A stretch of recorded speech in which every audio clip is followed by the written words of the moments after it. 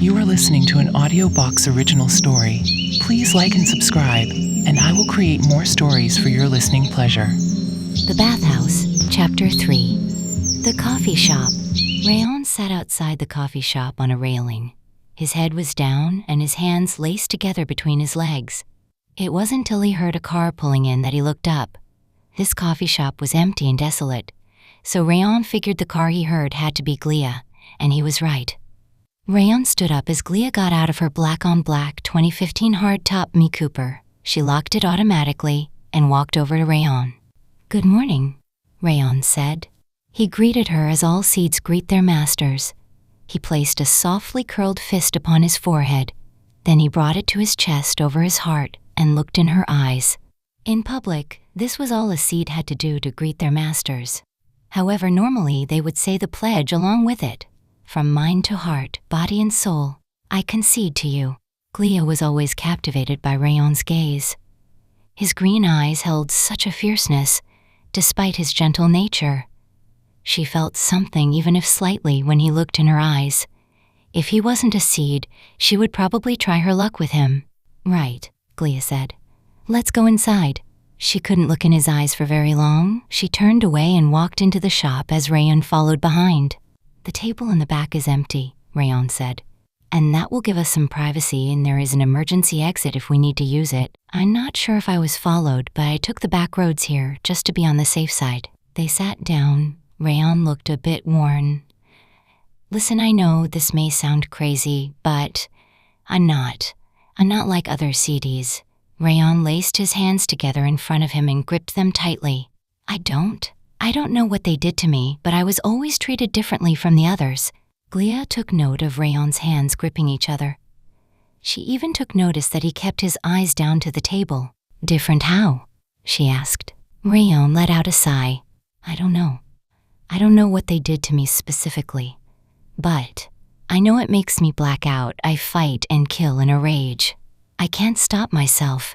So, when I attacked you, you're saying you attacked me because of something different about you as a seed?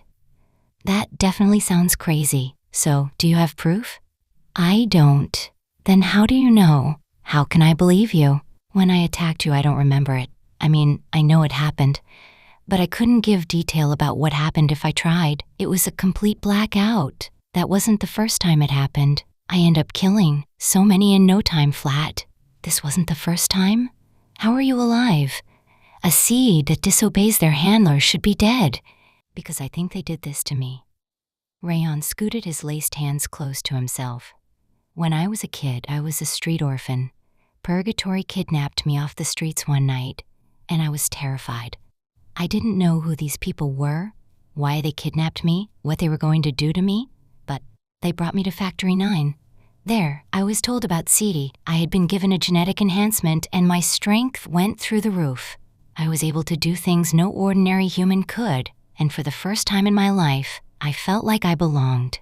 To keep me in control, they surgically place a shocking device within my neurological system, within my brain. I was then put in a holding cell, and I was left there. 2 days later, my captors dragged me to a room and cuffed me to a metal pole. Ryan's body began to tremble, and my torture began. Glia instantly remembered the boy chained to a metal pole in her dream, who was being tortured. But she tried to keep calm. She wasn't sure if it were connected yet or not. "So, they tortured you for a day?" "Not just a day. A lot of days. Eventually they started my training as a seed, but sometimes after training, after missions, for no reason I was brought back to Factor 9, and they reevaluated my vitals, strength, and endurance. But sometime during that, the blackout started. I know that feeling, the welling in my heart, the sinking in my stomach when I feel a threat like that, like the torture I experienced. I don't want to get hurt. I don't want to die, so I instinctively fight to survive." Rayon licked his lips. It seemed like he was sweating, and his hands began to tremble as he continued. "I didn't want to hurt you. I remember thinking that. But I had no control." He covered his face with his hand. "They have turned me into a weapon. To kill with no remorse, no guilt, and to kill with swift precision. It's like they flip a switch inside me, and something takes over." In the beginning, I could not recall anything I did after a mission, but now fragments of images flood my mind from the horrors I have done, and I feel torn between that monster and who I really am. I'm losing control, and when I can no longer function like they want, they will put me down for good this time. 'Cause you're right, I would be dead if I were any other seed. Glia took Rayon's hands into hers. She didn't understand why, but she knew he was telling the truth. Rayon lifted his head and gave a gentle smile, and at that moment, Glia felt something stir in her heart. Hey, I believe you, and we will find a solution to this. Just stay strong. Rayon was relieved to know Glia believed him. He calmed down, his breathing normalized. Glia could tell he was now calm and let go of his hand, sitting back in her seat and folding her arms. However, I don't think they mean to kill you, she said. Rayon raised his eyebrows. Why not? Because when we went on that mission, they stuck me with support even though I didn't need it, or at least if it were a normal seat I was with. But the support team wasn't there to help with the mission. They were equipped with tranquilizers to knock you out after you killed the target. They knew you would behave that way, anticipated stopping you without killing you. At that moment, Glia's eyes widened. Her face turned flush, pale. As images of someone being assassinated flashed in her mind, it was almost as if she was teleported no longer in the cafe, but in a small remote cottage in the woods. She could not make out the details of the individuals, but she sensed it was someone from the organization. Please, the person pleaded. Please don't shoot. Then 3 shots rang out, piercing the silent night. Glia's body lunged backward. Glia, are you okay? What is it? Glia shook her head. I'm okay. Yeah, I'm fine now. The image had shaken her up a bit. She took a sip of tea, then looked Rayon in the eyes. Rayon, do you have any clue who followed you to my place? Rayon thought hard. I don't. I remember something from another mission, though. It's what I wanted to talk to you about in person. It's why I think we are in danger. Rayon looked deep in thought as he fiddled with his hands. He struggled to remember at first. Then it started coming back to him. It was me, and Jake, my partner at the time, and Commanding Officer Kane. We were sent on a mission to take out a classified target. And as an agent, you don't ask, you just follow orders. We're all used to that.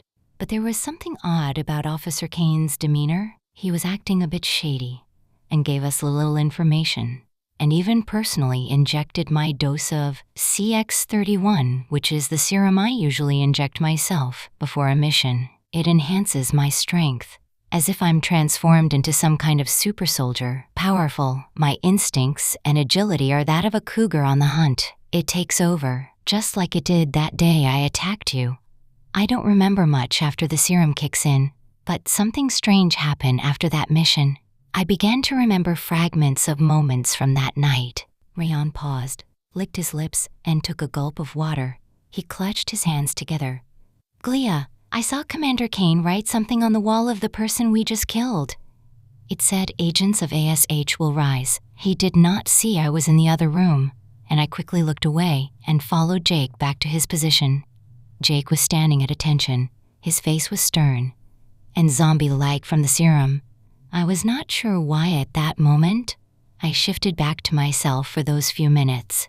But the serum must have kicked back in because that's all I remember, until the next day when I woke in my bed. Glia's eyes widened. Her dark brown eyes were glazed over as she shifted in her seat, and she took a sip of her once hot tea that was now room temperature.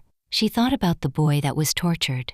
The boy who they turned into a killing machine but then suddenly disappeared and was never talked about again in the agency. Don't let them know you regain consciousness. The serum they are giving you might not have the same effect as it once did, and I fear if they know you can recall a mission, they might make you disappear, Rayon agreed with a simple nod. I had that same feeling, he said softly. Oh, how I wish I could just get away from the agency and live a normal life, but I just don't think that would ever be possible. His head sank. He laced his hands together and said, Well, we better talk again another time. Thanks for believing in me. Thank you for listening. If you enjoyed this story, please like and subscribe so I can bring you more original stories, and please feel free to comment and share your thoughts. It will be much appreciated. Please come back and visit because more chapters are on the way. Thanks again.